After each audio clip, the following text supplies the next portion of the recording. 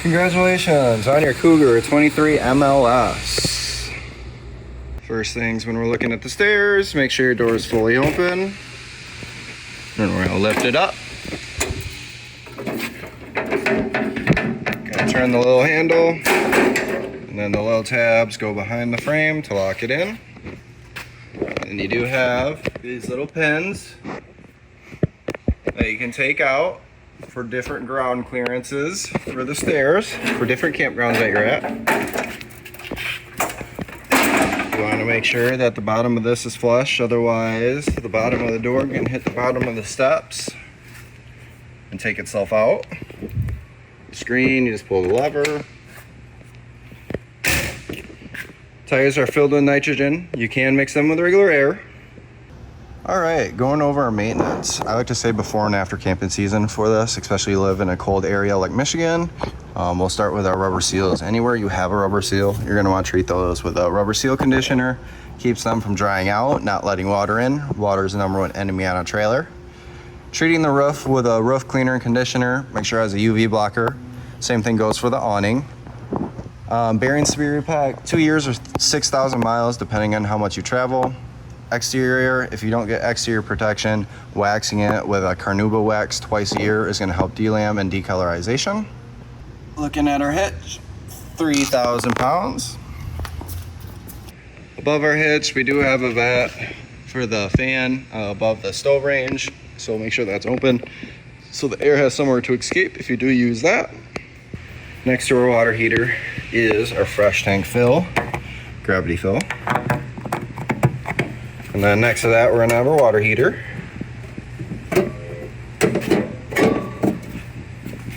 So, the drain plug, which is an anode rod.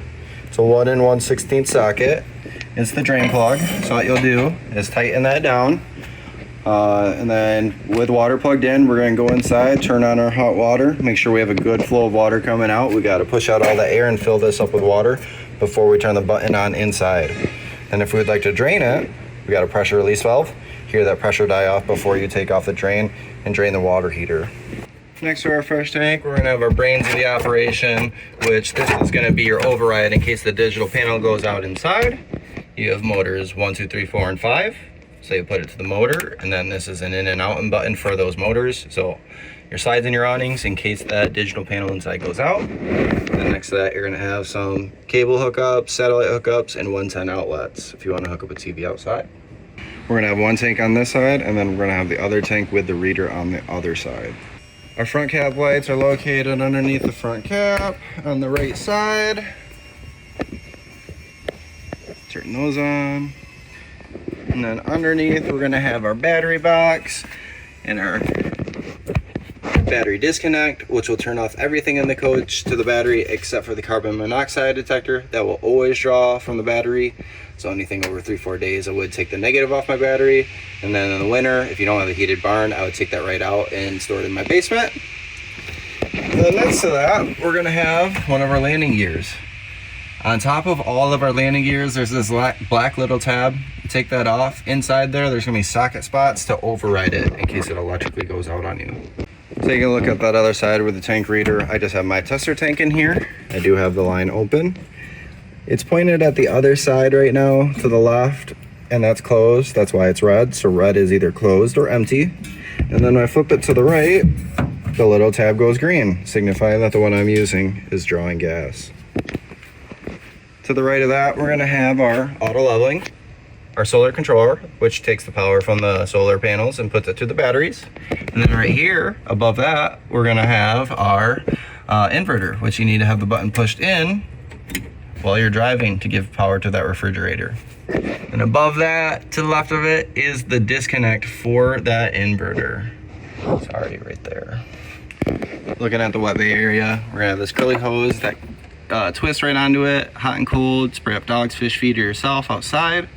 You're gonna have your water heater bypass for winter time.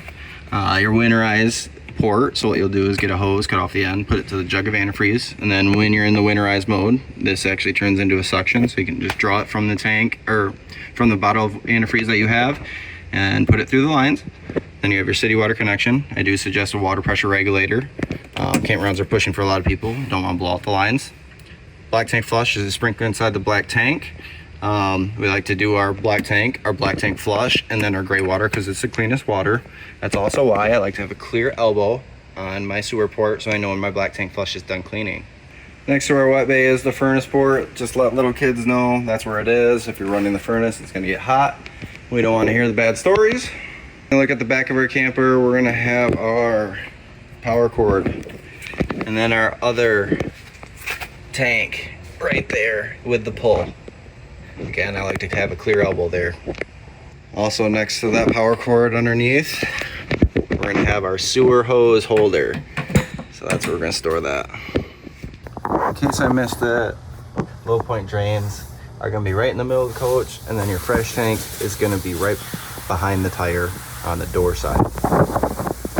Your backup camera ready. You just gotta take that off and replace it with the camera, the little black circle. And then behind there, there's a cord for a plug and play for the power for the camera itself. And then the monitor, you gotta put in your cigarette lighter, turn your running lights on to your vehicle so that the two can pair up to each other. Looking at our keys, we got purple keys, which are gonna be the front door. The gray ones are gonna be the baggage doors. And then the silver one in the back, right here, is gonna be for that water, that fresh water gravity fill. Most people are okay on the microwave. If you do need more directions, find the manual packet, reference that. Then we're gonna have our stove top right here. It's fastest to light the 3 on top if you are gonna use the oven. The oven is the longest gas line, so it does take a little while to light. So for this, we have our igniter right here. This constantly turns to right. It'll light all 3, including the oven. What you'll do is open the gas line to the pilot light symbol, light the igniter. And then for the oven, what you'll do, hold this down to the pilot light symbol, push that in. While you're pushing that in, hit the igniter. Now a little spark will eventually turn to a flame. Once it's a flame, you will open up and turn it to desired temperature. Taking a look at our refrigerator, we're gonna have 5 seconds on the power button to turn it on and off. 5 is the coldest, 1 is the warmest. Fridge settings, freezer settings, and then nighttime mode. For our table, we are going to have this little bracket that goes right in front of that white block. So then when I release it, now the table, when I push down, will be able to go down. And then use the cushions to make the rest of the bed. And then lift it back up. The little block that goes behind it so you can't push down. Your heat, your massage, and your light underneath are all on the side with the draw pull to release the legs. Right by the stairs, we're gonna have our carbon monoxide detector and our breakers and our fuses. Definitely bring some of the 12-volt fuses with you. You can get those at Walmart, AutoZone, anywhere like that, but they are all labeled just like a house. Taking a step up into our bathroom, it is a foot flush, so what you'll do, push the pedal, let some water into your black tank, at least a gallon, and then pour the chemical in. Let the reader get to 2/3 full on the tank reader, and then clean it out, and then repeat the process. Put a gallon of water with the chemical solution in.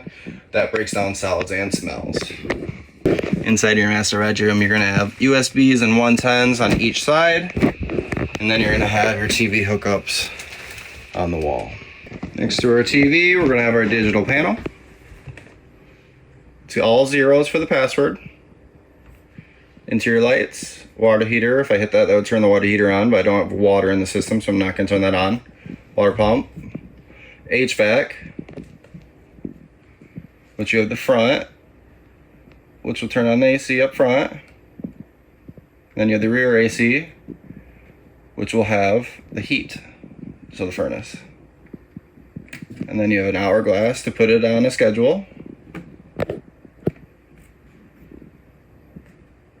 Lights. Awning light would be outside.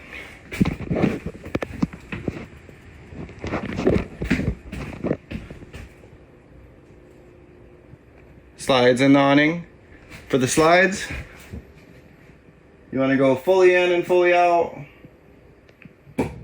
and you'll see that power die off once they're fully in or fully out. Awning, same thing, in and out. You'll see the tube once it's fully out. If you hold the button for too long, the awning will actually reel in the opposite way. Then we're gonna have settings, which you can go to Bluetooth, which is the in command off the App Store. If you wanna hook this up to your phone, then you can go to the Wi-Fi, change the passcode that was zeros. And then you have the battery, and then the tanks are up top. The lights grow as the tanks fill. For the black tank, don't wait till full. Wait till about 2/3 full. Next to our water bay, we have our solar hookup if you want another solar panel. And then you have your TV and satellite hookups. For your awning, once it's fully out, you'll be able to see the tube at the end. If you hold the button too long, it'll reel in the opposite way. And then pitch it for the rain, what you'll do is bend in this elbow, or that elbow if you'd like the rain to fall the other way. And then it's just in and out.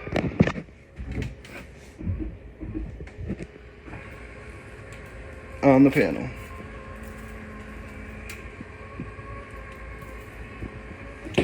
They say you can reel it in bent like this, but I'll push it straight a little bit before I really reel it in. Also, on the top right corner of your awning cap, you're gonna have this little black circle tab. You'll be able to take that off, and inside there's gonna be a spot for a socket to manually override the awning in case it electrically goes out.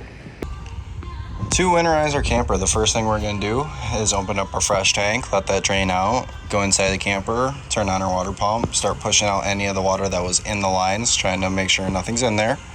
After you do that, turn off the water pump, open up the lines, and then you're gonna open,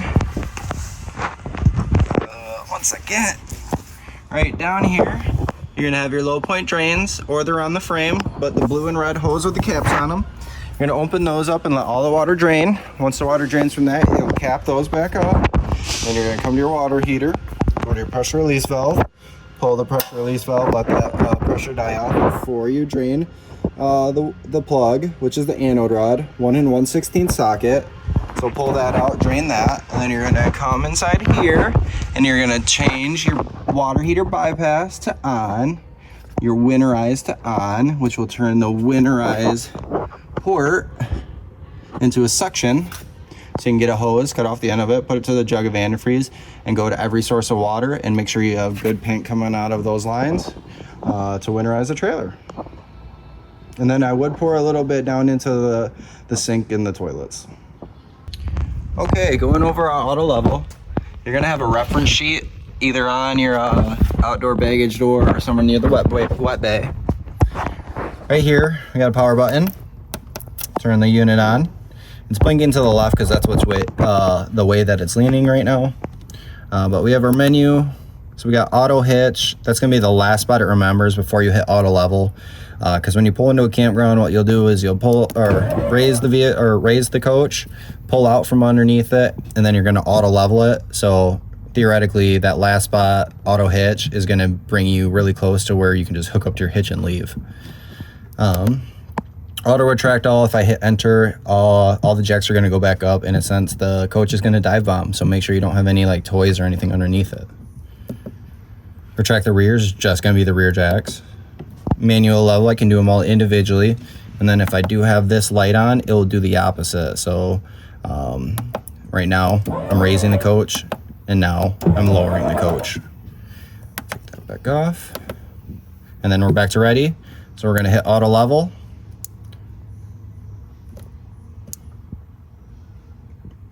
Once again.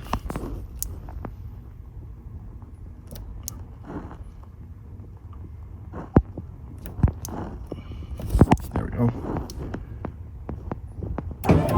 And then it's gonna take 3-4 minutes to do its thing. It does work faster if you're outside. If someone's inside, it's gonna reconfigure for them. It goes by 1/4 inches. It'll give you a solid green light and beep at you when it's done.